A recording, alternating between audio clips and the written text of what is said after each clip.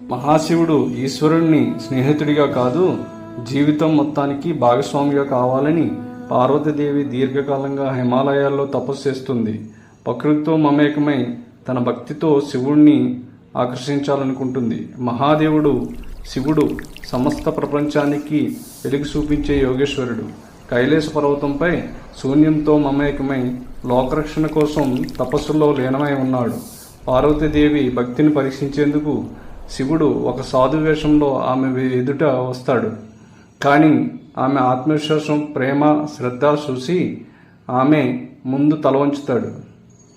తన ప్రేమకు శివుడు స్పందించాడు. తన అసలైన రూపంలో పార్వతి దర్శనమిచ్చి ఆమెను అంగీకరించాడు. ఆ రెండు ఆత్మలు ఒకటయ్యాయి. ఆ దివ్యక్షణం పర్వతాలను కూడా కదిలించాయి.